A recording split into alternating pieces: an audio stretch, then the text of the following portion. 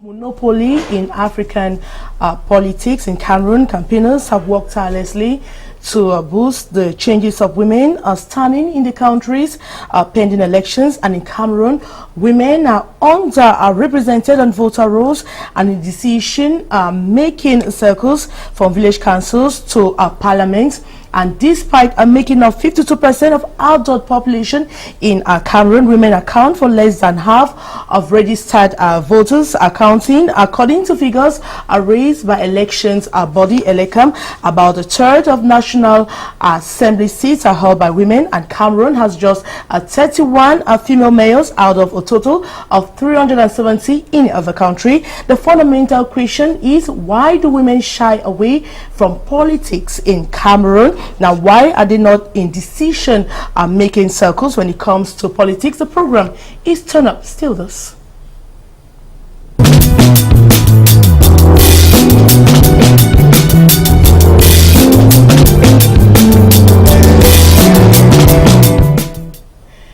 You are watching live on Canal. You are live on Canal de English, and the program is Turn Up, a program that seeks to empower women and the girl child. And today we're talking about women and politics, women's involvement in politics. Why do women shy away in politics? Why are they not representative in the political milieu? And we have important personalities, or I would say people, women that are leading in politics, that have advocated for a change in politics. We have Kawala. You're welcome to the program. Thank you. It's now I'd like to see you are the president of Cameroon's People's Party. Thank you. You equally hold wear different caskets.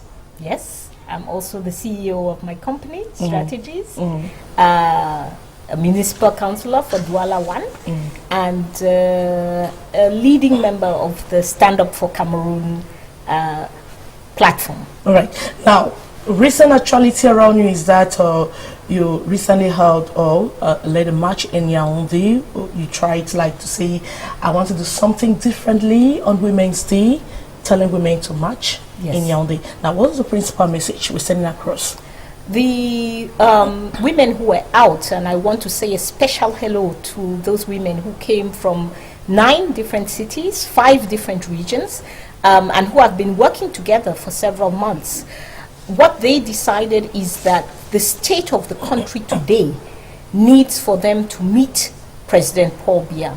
So their message on the 9th of March when they marched was a request for a meeting with the President of the Republic. One, to talk about how do we end the war. As women, we are tired of hearing every day about somebody being killed, be they civilian, be they military people. So for women, it is very, very important that we put an end to this war that has driven some of our sisters to the bush, that has created refugees, and so on. The second element in their request to see Paul Biya is, how do we rebuild the foundation of the nation? What the women said is, you are going on making new governments, appointments here, organizing elections, but we don't see a change in our lives. The women were talking about the fact that they don't have water, they don't have roads, to give their children water to drink, they have to go through loopholes, do all kinds of gymnastics. And their third point, these women feel that President Paul Biya has to go. It's time for him to go. They do not want this, he's going to be violent, to be something that happens and breaks Cameroon apart. So they also wanted they also want to speak to him about how do we go through a non-violent political transition for Cameroon. Now we'll be talking about your involvement in politics. We'll talk about the challenges as a female politician. We equally have another lady in the studio. She's called Alice Akom. She's a barrister, a lawyer. Welcome to the program. Thank you. Now you're equally the CEO of Women Voters and Sons. You're equally the CEO of REDAC, a human rights association. Now, as a woman, what were you advocating on Women's Day? Well, our organization is especially for women to know they are key persons in terms of elections, and especially in grassroots democracy. They must know that they are superior, a majority part of our population. Of course. So when you talk about democracy, you talk about the majority. If I can win election, if I have more voters than you, and then I'm elected. So that means in Cameroon, women themselves and alone can make a very democratic election. All right. Now, I want to come back to Carla. Now, what pushed you into politics? I think what pushed me into politics is very similar. It has been very interesting for me working with these women, most of whom are not members of political parties, in the last few weeks. What pushed me into politics is that I believe that politics is simply an instrument to build a better society. That's all that politics is. And the problem that I had was that the political infrastructure in Cameroon is not building a better society. It's not providing basic services. It is not building an economy where our young people can get jobs and become financially independent. It is not building a society where we have justice, where we have respect for one another, where we know that my liberty, my personal liberty, has to end where I begin to disturb my neighbor. If I don't realize that my liberty has to end here, and she doesn't realize that hers has to end there, very soon we have conflict. And our society, our political infrastructure today is not teaching us to have respect for individual rights, to have respect for justice. And so that is what brought me into the political arena. As a woman, I believe that politics must solve the everyday problems of the citizens. Now, menstrual is come. Is it possible for a woman to easily get into politics? Easily, no. But they can. They must try. They must know that they can do that. Yes, we can. And the problem is that if you see behind their life, you see that culturally in families, they have always been raised up as people who must stay behind of men. And when also you see our government, our leader, our upper leader we can have, the President of the Republic, he is in the same mentality. Maybe he was brought up with sisters, maybe elder sisters, that always leave him in front, not behind. Because when you are President of the Republic, if you believe in women, as he seems to show, you have all the powers to nominate women key position, especially if you are at the head of a country like Cameroon, which has a reputation in Africa to have very powerful and very intelligent and very dynamic women. Is it that he has not seen the right women? No, you cannot say that, because everybody see them. Even those who are very far from here, they see. And it is known. And I was so jealous, I was so, vexed when I see that the first female prime ministers in Africa are not from Cameroon. They're from Rwanda. They're from Gabon. They are from everywhere, not in Cameroon. But the head of state, he's the only one. What does he want to prove in history? That Cameroonian women cannot deserve to be at these places, Cameroonian women. And I know that not doing that push Cameroon backward. It will not push Cameroon forward. Now, as a woman, have you encountered any problems, any difficulties being a politician? I think every woman... Let's start from the beginning. Yes. When you just started, when you got into politics. You know, I think that every woman, whether she's a politician or not, we have a society that is as Metcom has just said, we have a society that brings up men and women in a certain way. And so every woman confronts this barrier. If you don't confront it in your own home, if you were not brought up that way, I was lucky. I was very, very lucky not to be brought up that way. I tell people often that the greatest gift my father, I think, gave me is that if you started your sentence in his presence with "she cannot," because he would not let you finish the sentence. He would say, "Please don't tell my daughters that they cannot do anything. They are free to try and to do everything."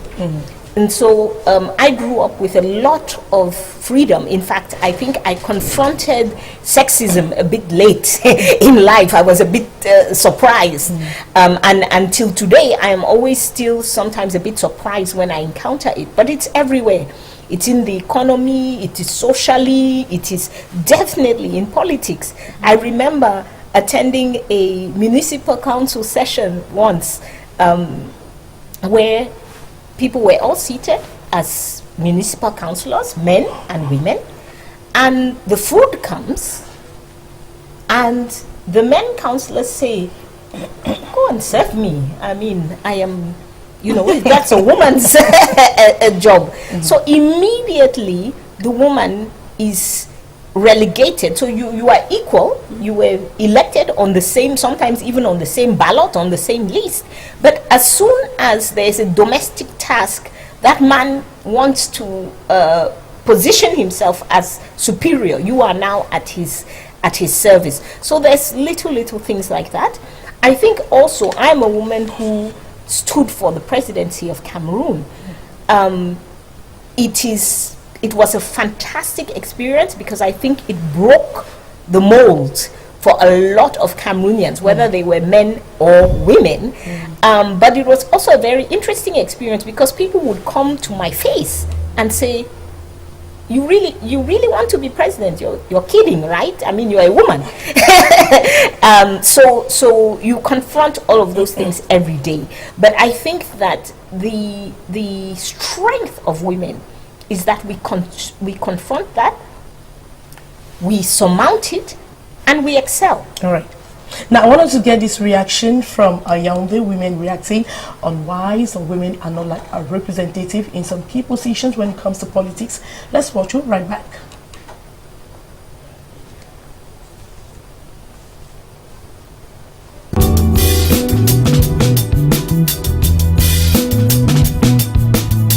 I feel so bad with the 56 women we have in the National Assembly and the 20 who were in Senate whose mandate has just expired. We've not heard them, which does not really go well to the younger girl. I keep telling ladies, mentor others. Be an example you want others to follow. We talk about the family code that is in drawers up to today that has never been removed, but we have that percentage of female representation, and they are going to end their mandates without raising dust about that issue. Women need political empowerment. When I talk about political empowerment, I mean that they need to, understand what politics is all about, and they need to be interested in getting involved in the politics. So there's a need for capacity building for women, capacity reinforcement, and leveling the playing field for women to participate. Because if you look around us, we have sociocultural and economic factors that cause women not to fully engage in politics. And the cultural setup, the cultural norms and traditions of the people don't allow women to fully engage. For a woman to become a politician or a political figure, she needs to go to school.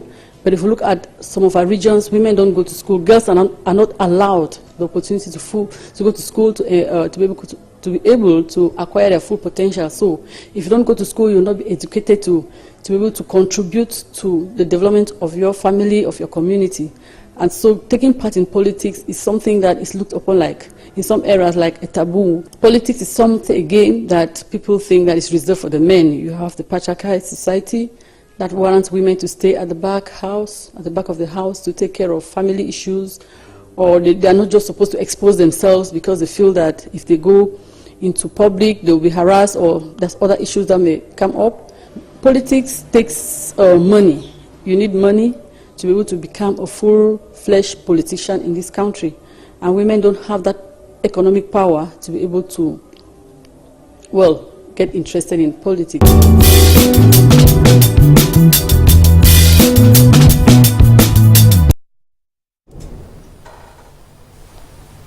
Welcome back. We are broadcasting live from Adwala, and the program is Turn Up, a program that seeks to empower women and the girl child. If you want to react, just send your reactions to the number you're seeing on your TV screens. We have our ladies here in the studio. We are sharing their opinion and the experiences on politics and women. And the question is, why do women really shy away from politics? Do you think that the problem is with the men? Let me begin with the men. I think the problem is in society. We have created a society, all of us together, men and women together. We have created a society where we have given the power to men, from the household right up to the head of the republic. Metrocom said it earlier, we bring our girls up to stay behind. What do we do with a young girl who's 4 years old, who has a lot of energy, and she's running around? What do you tell her? Parents have a tendency to say, oh, come and sit down, you're a girl, shouldn't be running so much.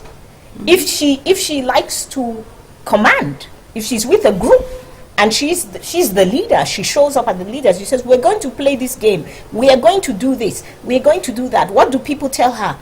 Oh, you are too bossy for a girl. Girls don't, you come and sit down. So we kill leadership in girls from a very, very young age. And we tell girls, don't talk, don't be loud. You are a bad girl if you are loud, if you are in front. You should always be behind. You should always make the man to look good. So these are the ways in which we kill, and that is done by both men and women. And now, today, we have a society where men are holding that power. And one thing we know about power, nobody gives it up voluntarily. Very rare for somebody to say, oh, there's injustice in the society, and so I'm going to give you some of my power. And this is the difficulty we have today. You talk about politics. If women have to get into politics, some men have to step aside, because the men are already holding those positions.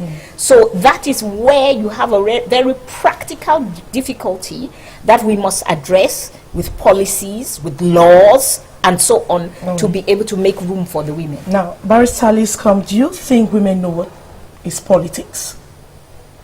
Let's tell the definition of politics. Do you think women know what politics is all about? If women know what politics is all about? Oh my God! You have this disease called ignorance, which is shared by women and men in terms of what is politics. And today, and you know, former presidents, former political leaders used to keep ignorance so that they could govern very easily to people who had just to listen and to say amen. You know, they love this. The leaders, especially in Africa, they love to have people who ignore, so who can be have a behavior they want them to have vis-a-vis political issues. You see, and but this ignorance, I think that it is time to break it down, and then to go to women and to explain that they are the power, they have the power, Now we must go to them and say, and tell the women. Yes, in grassroots, we must go and tell them that, madam, you are the power. You have the power. What we are trying to tell you is that maybe we can share experience to tell you how to manage it, because there is a way you must manage it, but you are the power. So when you have election that like the one we have soon, we must go and tell them. We must organize a conference, ateliers, seminars, workshops, and to tell them why you are telling them that they are the power, they have the power, but now they must know how and take it. And how to take the and power. do it, because most women don't know that they have the power, they have the potentials, they have everything, they have to all. just twist things around. And they will do better. Because I remember when I was a candidate in legislative elections as a part of SDF candidate in 1997, something like that. Okay. And I went to campaign every day in my constituency, Vuri Est, Douala 3 and Douala 4, Douala 5 joined. And I had Madame Foning as the person you had to face. Yes, to face. And then I went to all these neighborhood, and I talked to people, and I explained a lot of things to them. Nobody told them what I was and they were like wondering that you are a woman. Yes. Why are you so involved in politics? Why are you taking this thing? Yes. Others were discouraging you, right? Yes, but not them. They were very interested in what I was saying. Because even today, when President Kawala campaigned, she worked on the field. I can have some commentators. People say, what she's selling, this lady can be a good president for us. They say that. Good leader. And they are ready to have a woman as president. All of them. All of them say, okay, we must confess that we have failed. We as men. As a man.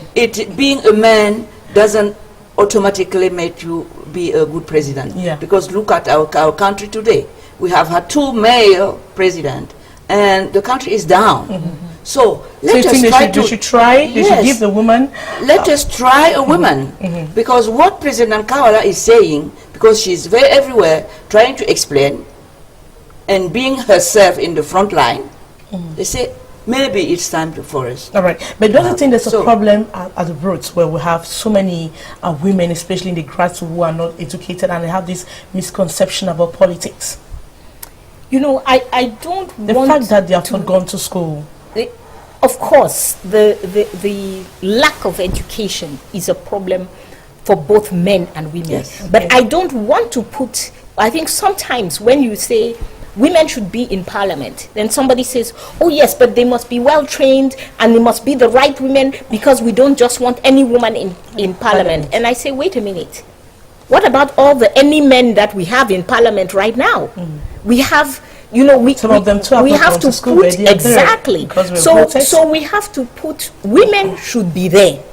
Then we should have a quality bar for everybody, not just for women. Because sometimes once we talk about women, then quickly they increase the barrier. You know, oh, if a woman has to go in, she must be well trained, she must have experience. And then you look at our parliament and you see the guys who are sitting there, and you say, wait a minute. Some of them don't know have not gone to school. Some of them don't know how to run how to read a law. Some of them. So we must be careful that we don't always create additional barriers for women. And you know, Metrocom has said something very important. Women, we hold society together. We hold society together. If there's no water in your house, your husband will get up in the morning and be helpless. Oh, there's no water in this house. He's looking around, right? You, the woman, you are solving the problem. You have to find water for yourself, for the kids, and most of the time for him. When a man does not have enough money for food in the house, what does he do? Very often, he disappears. Huh? And the woman stays back. I'm coming. Yeah? I'll just be right back. And he's going because he does not have the courage to face those hungry children, to face the family. What does the woman do? If that woman has to boil water with salt in it for those children to drink and have energy, that is what she's going to do. She's going to figure out and to solve the problem. So these are the characteristics which make women good leaders, even when sometimes they don't have the highest level of education. Very often they have been solving problems from a very early age, and that enables them, when they look at society, how do I solve this problem? And I just want to say that for some women, that's what keeps them out of politics. Because when you have constructed a political arena which is about talking on television, making good speeches, this and the woman is looking at it and she says, which problem does this solve? What problem do you really solve by this activity that you are doing? And many women are very practical, and they feel like if this thing is not going to solve a problem, then I don't want to be a part of it. So we have to bring politics back to its original function, the function of solving the problems of society.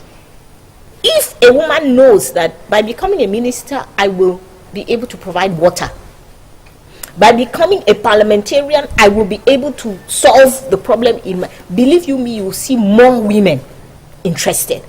But women must also know that they must get in to change the game.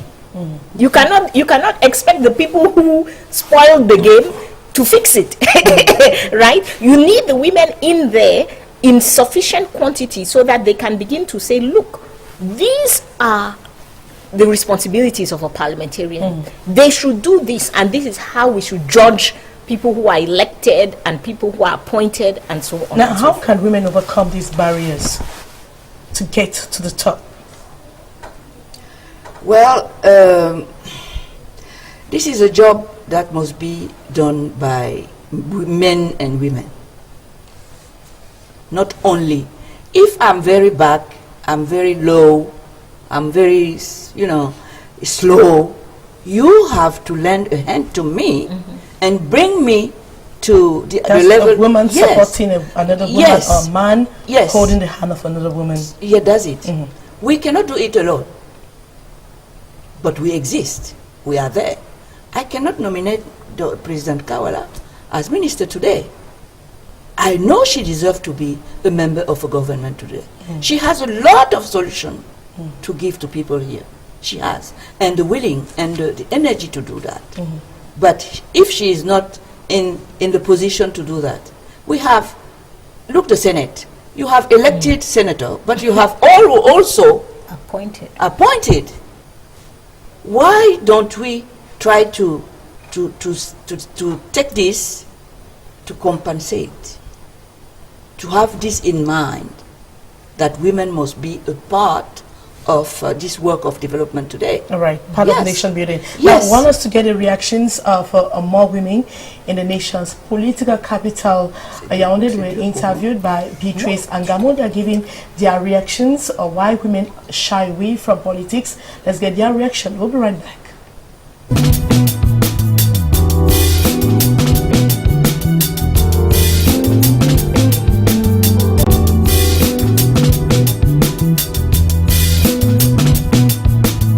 If we take the statistics of ELECAM registrations last year, women did not really turn out as expected, despite the fact that Cameroonian women, a majority of the population, women are close to 52% of the Cameroonian population, but women didn't turn out in their numbers to register. When it comes to elective positions, I think we've recorded an increase because when we began the Network for More Women in Politics way back in 2007, then we had only 13 women in parliament. When we went to the 2013 elections, the number increased exponentially to 56 women in the National Assembly, and when the senatorials came up, we had 20 women, which gives a 20%, in Parliament 31.10%, which is an increase. But where there is a serious problem is in the local governance, the councils. Women, female representation is not up to 10%. We're just about 6.8%, which is so low. Politics is not as easy as we think. If we look at when political parties hold important meetings in the executives, some of these meetings pull into the late hours of the night. Women being the bird who carry the burden of families, a lot of women leave at certain hours to go. Big decisions are taken at such time. But I still want to call on women. This should not be a dissuading factor. Women must be there. If you decide to be a politician, you have to make time for all of that. I have been doing that, and I think other women can do that. There is also the financial aspect. Politics, especially in our context, you need to be financially viable to do politics, because let's go even to the council elections. Your deposit is 50,000. You need monies to constitute your file. You need money to maybe also pay at your party level, maybe to go through primaries. So all of this entails having money to be part of it. So an election is not prepared only like one who is in a political party too. At the last SDF convention, I asked the question about mainstreaming gender. Why not apportioning a quota for female representation in the National Executive Committee? The retortion was right, because they asked me, we have gone in for elections into the National Executive Committee. How many women post their candidatures? There is even this positive discriminative law in the SDF that states that if a woman is candidate with a man, she is privileged. The man's candidature is even withdrawn, just to encourage women to come out. There is no magic in being an active militant in a political party.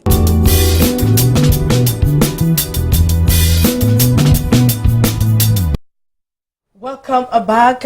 Michelle Antoki has just joined us here in the studio. She is a member of Women's Voters and Sons. It's an association that is like pulling women or telling women that you need to get interested in politics. You're welcome to the program. Thank you so much. Now, the first question I want to ask is, what is your association doing to pull more women or get them interested in politics? Basically, creating a space for conversation about that. And I listened very carefully to Mrs. Kawala, and she was saying something very important. We tend, women, to look at things and be interested in things where we see a change that we can make. If we see the value that we will add through an activity, then we go for it. The problem is sometimes in politics is it doesn't appear very clearly what difference we are going to make. So, and it is all about having the conversation. The biggest part of our national institution, the more powerful entity, let me call it that way, is the people. The constitution of this country states it very clearly. The power belongs to the people in this country. So we need to get the majority of the people to realize what this power is and to make sure that they use and exercise this power. So our association is really about bringing that conversation down to earth, to the population, creating spaces, going to people in Central Market, sit with them, talk with them, to open their mind about how important it is to get into that conversation, how this silence that we've been keeping for so long has led us to be in this situation. This is what I would say about what we are doing. Now, what do the women tell you? What are the problems they tell you? when you talk to these women? Well, many of them are, they don't know exactly what does it mean, what mean in elections. They don't know. Elections, okay, oh, I don't have time to register myself. I didn't even know anything about it. And, you know, last time I get to vote and then nothing changed. So please, I don't have time to, okay? And my vote will not count. We will not help. We will not change anything. But we must convince them that this is not really true.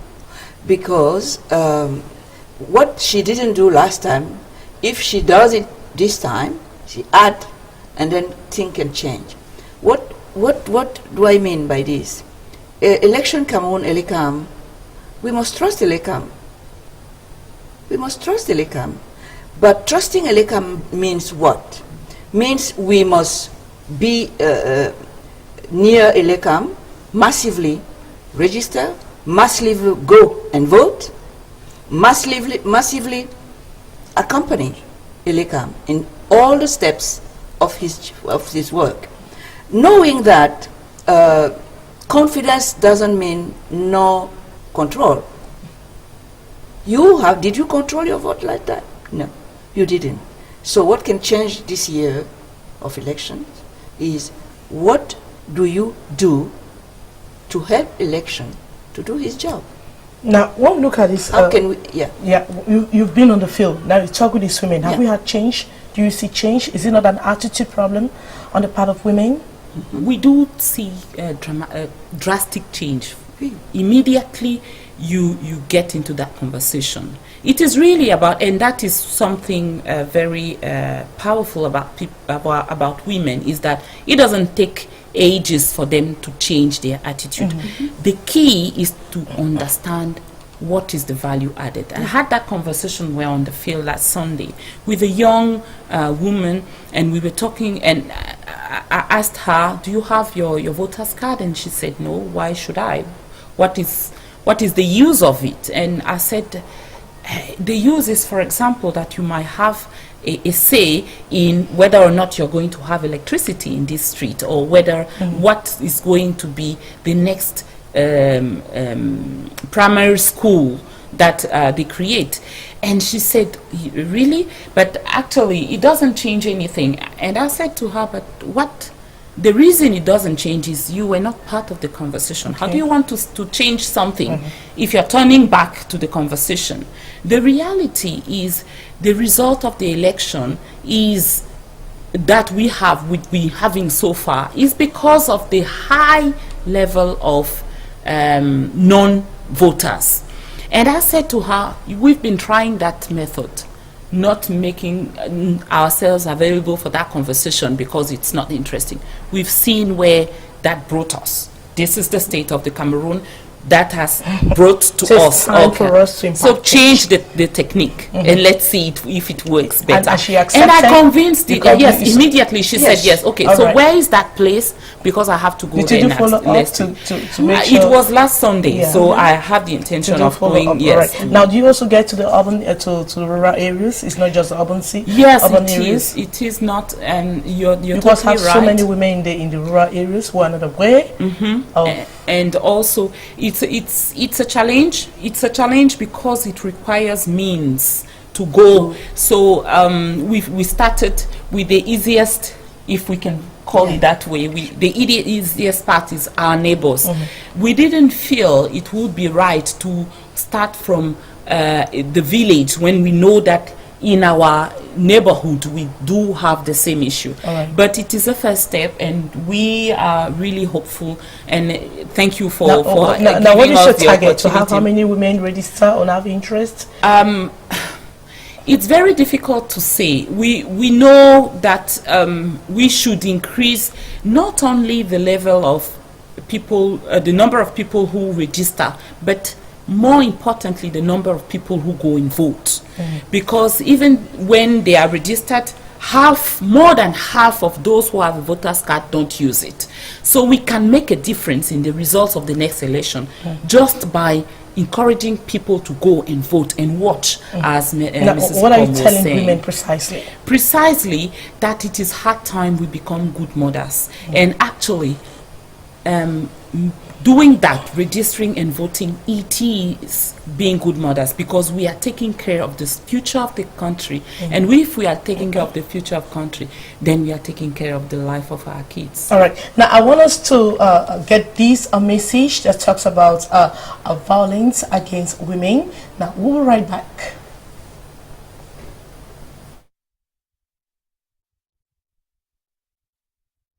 Uncle, I've told you I will not marry that man. I will not marry him. I want to go to school. Shut up, my friend. I've told you I decide who you marry and when you marry. I've been taking care of you since your father died. You must marry Mr. Jervis' son. I will not marry him. You do not have to force her to get married when she's not ready. Who are you, madam? And what gives you the right to interfere in my family business? Do you know you can be imprisoned from 5 to 10 years with a fine of 25,000 to 1 million francs for forcing someone to get married? Really? Oh yes. It can even be more severe when the victim is less than 18 years old. But I am her uncle. Irrespective of your role in the victim's life, your parental power and guardianship shall be seized. This sounds serious. She may be right.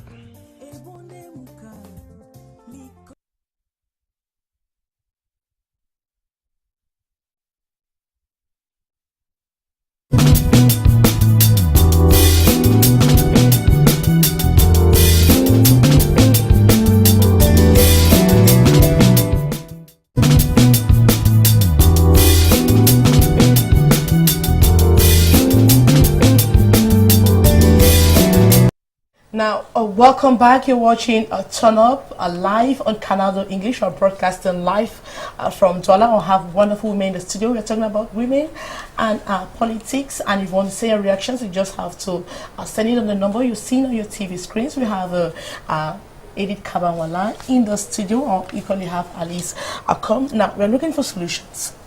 Now, what do we do to have more women in politics? So there are things which many actors can do at different levels. We listened to one of the ladies. Political parties, it's very, very important that political parties specifically reach out to women and give women space. As a political party wouldn't give women the space. Exactly. As a political party leader, my members always smile, because they know that if I walk into a room, I'm going to ask, you have here a field unit of the CPP. There were no women. How come you guys are sitting amongst men? If we are managing a project, or we are going out on the field, I'm always asking, where are the women? So we have to do outreach to women, get them interested, do some of the educational activities that were being described here, and bring women on board. The reason I am running to be president is because where you can make a seismic change, because sometimes we can make a 1% change, 2% change, but where you can make a change for women to be really 50% of leadership is in politics. Number one, right now, if you are a president that can nominate a constitutional council, why do you have 11 members? You should have 6 women. Clear. There's no excuse. And Metrocom can tell you there is no lack of women lawyers, women magistrates, women who have exercised in the legal profession for years and years and years, who can fill those positions in Cameroon. And we are not even asking President Paul Biya to go out of his party. Right there inside the CPDM, plenty of women.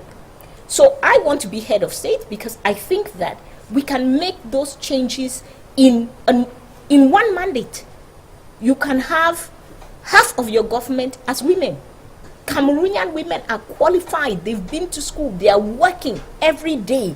They have the capacity to fill those positions. You can encourage the introduction of serious laws. In Cameroon, we put a 30% quota almost 20 years ago now. Nobody respects it. The president doesn't respect it. His party doesn't respect it. The other major parties don't respect it. And so we are not moving.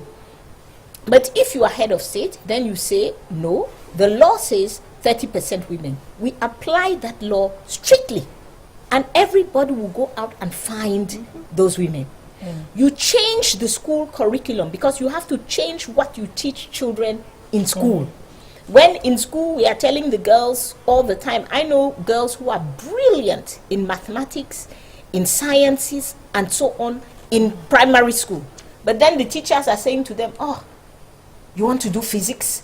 You're not going to find a husband, huh?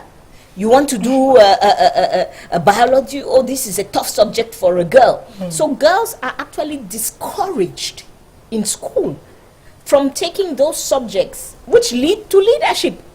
So we need to do some changes at the macro level in the society to have important change. Senegal moved from 10% of women to 48% of women in parliament in one election because the president said, apply the law. All right. So those are some big changes that can be made. Is it possible for us to have change? We are in an electoral year in Cameroon to have change. As far as women, let's talk about women's representation in politics.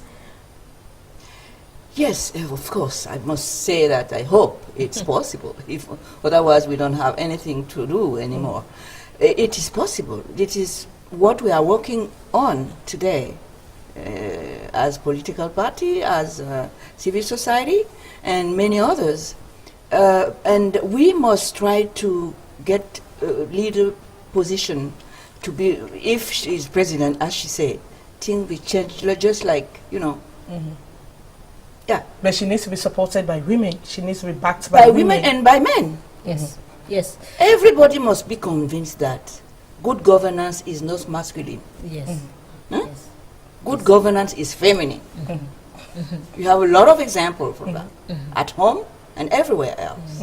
So we must try to elect women in key position, political position, as decision makers. It is where things can really change. All right. Yeah. Now you wanted to add something? No, I was just going to say that you know, you look and once you give women just a little bit of opportunity, just a little bit. During the march last Friday in Yaoundé, first of all, I heard a lot of reports from your colleagues, journalists.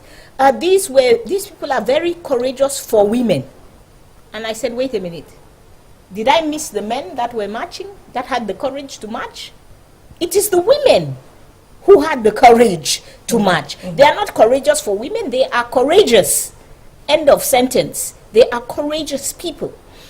When the journalists came to interview me, because there's also that habit that you all have, the face you know very well, you go towards that face automatically. And I said, no, don't interview me. Interview these women. Ask them, why are they here? What did they come here to do? And believe you me, 3 women spoke, and I have had over 100 calls about those women. Because some of them were well educated, some of them not so well educated, but all of them articulated clearly the problems we are facing and why they are up as women. So I have a lot of hope for this year. Cameroon is in transition. That change is going to happen. And I believe that I would like to appeal even to women that the easiest change, because you ask what is the easiest solution? The easiest solution is that if you are a woman and you are watching, before the end of this show, call that number and say, I want to join the movement, I want to be involved, and we will be able to get in touch with you. Right. The easiest solution is for each individual woman to make a move, take a step. All right, Alice, you have a last message for women? Oh, I share totally what she's saying. It's a very good analysis. She's a very experienced woman in politics, and she knows the field very well. And she's very well articulated in English, which I'm not. So I share that analysis. We have to stand up.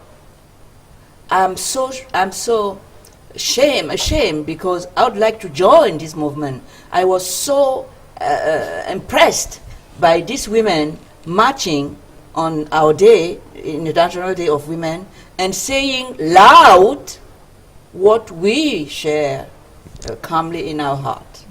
Yeah. I want to say something. Can I just say one point? Yeah, very briefly. I think because I'm sitting next to my big sister here, that some women, there's little space for us, and some women are sometimes afraid to bring another woman along. Mentor. Metrocom, since I started in politics, she passes on me on the road, she encourages me. She tells me, little sister, any problem, you come and you see me. And you need that place. She knows I have gone to her before when I'm down, when I'm feeling like I need courage.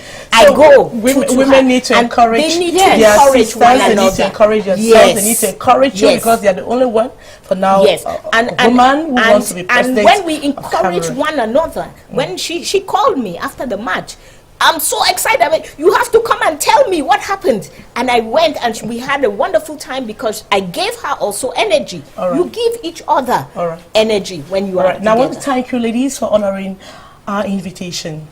And to you out there, will say thank you for watching. I'll do take another rendezvous same time next week. Good night. C'est beau, hein? Where did your voice go? Oh.